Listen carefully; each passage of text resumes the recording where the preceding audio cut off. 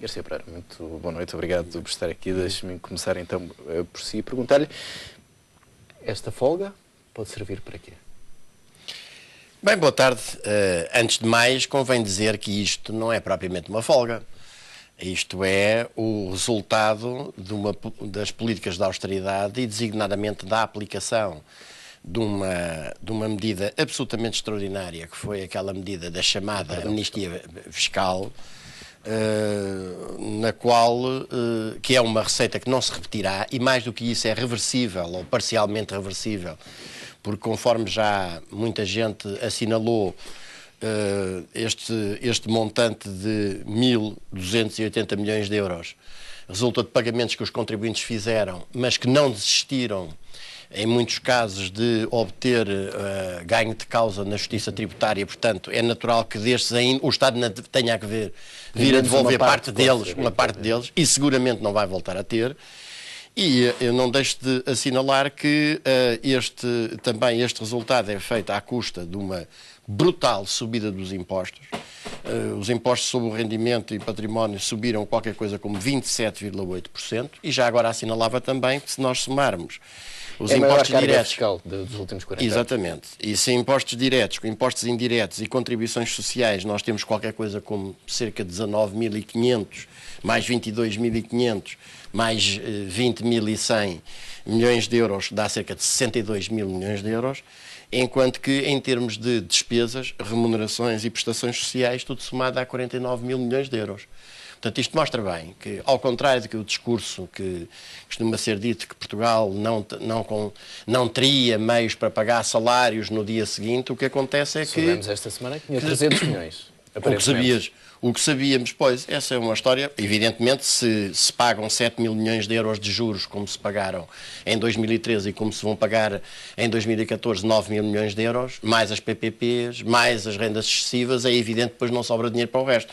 E, portanto, o que está aqui em causa, a meu ver, neste anúncio, é uma coisa, digamos, bem mais grave do que isso, que é a afirmação, por um lado, de que estas medidas vão continuar e que estão a produzir um verdadeiro desastre do ponto de vista social. Todos os indicadores, os da pobreza, o aumento dos sem-abrigo, o aumento das situações de doença, o aumento de doenças de crianças que deixam de ser vacinadas, o aumento de jovens que abandonam a idade escolar, o aumento da imigração, que também permite mascarar as estatísticas do desemprego, etc, etc, etc. Portanto, medidas absolutamente terroristas que vão continuar e não vão resolver problema nenhum, porque enquanto Portugal se mantiver na lógica da pertença do euro e do pagamento da dívida, é evidente que não sobrará um cêntimo. Mas não acha que o facto de, mesmo com o recurso a medidas extraordinárias, estarmos nesta altura com um valor inferior à meta que estava prevista, não pode pelo menos significar que o Governo vai parar a austeridade? Pelo menos não agravar mais algumas destas medidas? Pois a questão é exatamente essa. Que, primeiro, é preciso, de qualquer forma, assinalar que este objetivo para o ano de 2013 é um objetivo revisto, porque aquele sábio que agora, tal como foi denunciado, depois de ter cumprido a sua tarefa de traição à pátria, foi ganhar qualquer coisa como 23 mil euros por mês livre de impostos, estou-me a referir obviamente a Vítor Gaspar, como diretor dos assuntos orçamentais do FMI, tinha inicialmente feito e tinha-se comprometido com um objetivo completamente diferente deste, e depois este foi alargado e agora é pretensamente diminuído à custa, evidentemente, de uma brutalidade de impostos, porque eu acho que é preciso assinalar isto. De facto, a carga fiscal que neste momento incide sobre quem vive dos rendimentos do trabalho, do seu trabalho, ou da sua vida inteira de trabalho, como é o caso do pensionista, é uma coisa intolerável e que está a condenar a esmagadora maioria da população à miséria e à pobreza mais drásticas. E, portanto, nós estamos a regressar sucessivamente, de uma forma sucessivamente acelerada, a níveis de empobrecimento aos piores tempos dos anos 60. É óbvio que isto não é solução, porque não vai deixar de se agravar. É este o ponto que eu quero assinalar.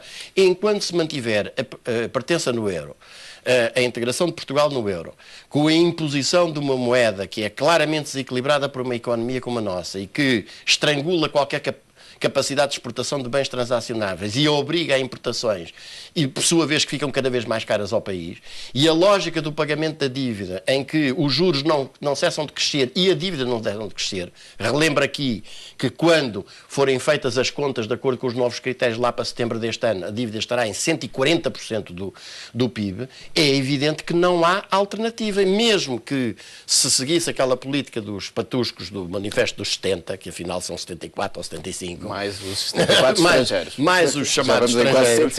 A verdade é que, ainda assim, o resultado seria da aplicação exatamente do mesmo tipo de política. E eu acho que nós estamos a falar de coisas muito sérias, porque o resultado das eleições em França mostra onde é que isto pode conduzir. E deixe-me guardar esse tema para Holanda em França é o seguro em Portugal, não nos esqueçamos. E acha que no próximo ano, um ano em que o Executivo terá de encontrar aqui mais verbas, seja para substituir alguns dos cortes temporários, seja para continuar a consolidação, se isso pode passar de facto por taxas a estes setores? O Governo tem que encontrar mais receitas e reduzir mais despesas se a política continuar a ser esta, e se o Governo continuar a ser esta, ou for o Governo do seu seguro que é igual sobre esta matéria. Preciso dizer isto.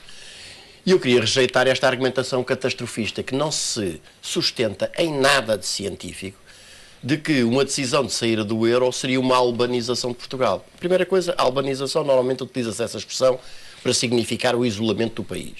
Ora, aquilo que hoje está a isolar completamente o país é a sua incapacidade de funcionar, é a sua incapacidade de ter qualquer atividade económica. Nós somos hoje um país que não tem produção. Eu volto aqui a relembrar que, de facto, a indústria, por exemplo, que representava 40% do PIB na altura do 25 de Abril, neste momento representa 13%. E a agricultura representa 2%. Portanto, somos um país de serviços quase todos de baixa qualificação.